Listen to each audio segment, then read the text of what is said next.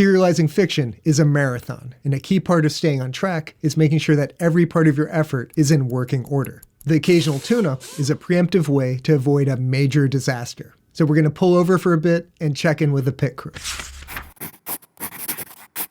This video is a bit of a progress report, a way to gain perspective and apply the lessons I've learned through making these videos. I appreciate all of the feedback and insight in the comments section. It's helped me a lot. I'm going to focus on my blurb, ad campaign, how I'm networking, my shoutouts, and other forms of promotion. But before we get into all of that, I want to give a quick and spicy update on Shoutout Press. Many of the authors who had signed deals with Shoutout Press have organized, which is great. They're presenting a united front and fighting back against, as prior videos have demonstrated, a predatory contract. There's a lot of them, and they have some pretty colorful names. I wish them the best in this endeavor, and think it was smart that they joined forces. My only concern, which I expressed in this post, is that they can face some very severe legal consequences. 3 times damages, and lose some of their gross income as an author for 5 years. Based on the terms of their contract, this post is a breach of their confidentiality agreement.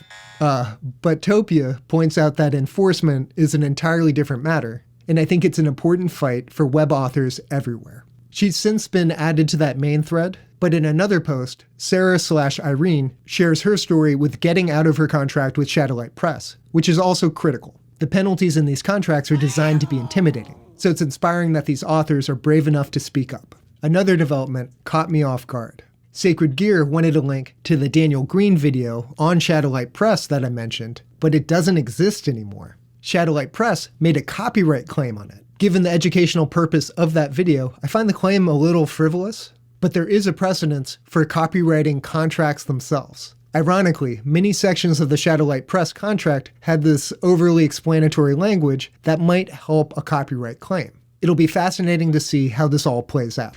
Now on to the main topic. I think my progress since October has been steady and shows a lot of promise. Obviously, it'd be amazing if I had 500 followers, 1 million views. It's easy to want more. What I've noticed for similar books on the platform is 500 followers seems to be a huge success. I'm going to take things one step at a time, but that's my long-term goal. And I can't help but feel like I've plateaued a bit. So what can I do to turn that around? Lately, my daily routine is to write at least 600 words and edit a chapter of my second book. That keeps me ahead of my release schedule, but it's a lot of work. I've started to slack a bit on the promotional side of things. Will you forgive me, Tamby? Will you? Okay, thanks, Tamby. It's easy to fall down stylistic rabbit holes like, am I using too many adverbs? Or too many verbs to describe speech instead of said? Don't get me wrong, those are important details, but I need to budget my time. My blurb is a tricky element that I've gone back and forth on many times. Yeah, thanks for the help. Tamby's always got an opinion. One loose thread will unravel the tapestry of fate, has catchy elements to it, but is it telling readers why they should read my story? Not really. At best, it might intrigue someone to read more. The following captures more of the purpose of my novel. When cultures and civilizations clash, war is the path of least resistance. True heroes fight to prevent bloodshed. I'm going to try making that my logline. I think it's worth experimenting and seeing if that makes a difference. In addition to my cover, my blurb is the most important part of my first impression to new readers. I need to nail it. Related to that is my ad campaign. It's what draws people to see my cover and read my blurb.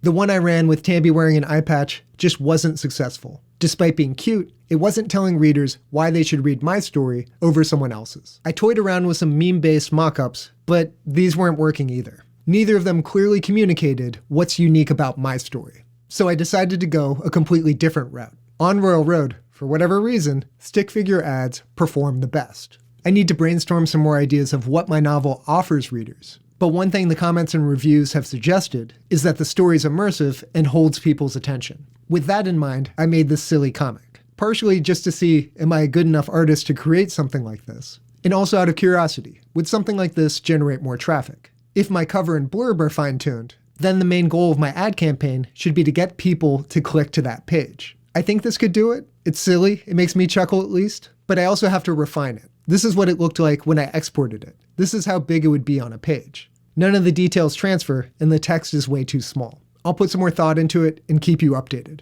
Networking is one of those things you need to do all the time. Community is important.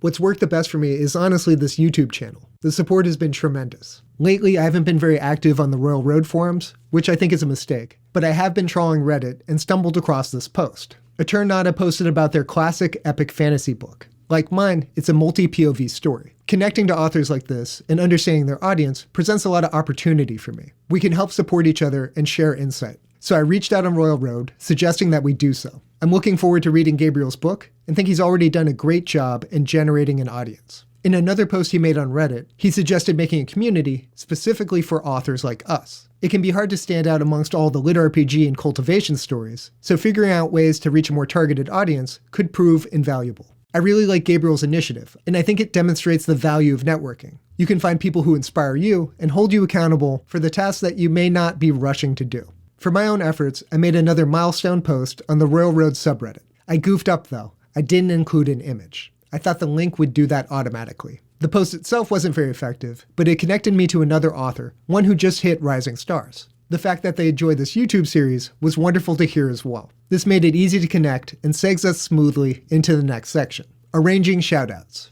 Through the end of last year, I was diligent. I had almost every chapter booked. This year, not so much. Connecting with Eternata, a naive fantasy writer, proved to be the perfect opportunity to say, hey, you want a shout-out swap? So we did. I wish I could say I was then motivated to get out there and find more swaps, but I haven't yet. If anyone has any suggestions, I'm all ears, but shout-outs are a form of promotion I should take more seriously. Speaking of that, what else could I be doing to market my book? One of the exciting things about being an indie author is that you can get really creative with your outreach. Like I mentioned earlier, I think this channel has been the most effective method for me. If I was a little more diligent, I'd be chopping these videos up into clips and plastering them all over social media. I'll try to step my game up in that regard. With all that in mind, what did we learn? I don't know. Maybe we didn't learn anything. Maybe we learned a lot. Maybe sticking with the process is a lesson in of itself. Let's go with that. I'm proud of all the hard work I've done, of the progress I've made, but most of all, I truly appreciate your support. Thank you. Tambi and I couldn't do this without you, and we're excited to see where this journey takes us. Oh, she's on her way.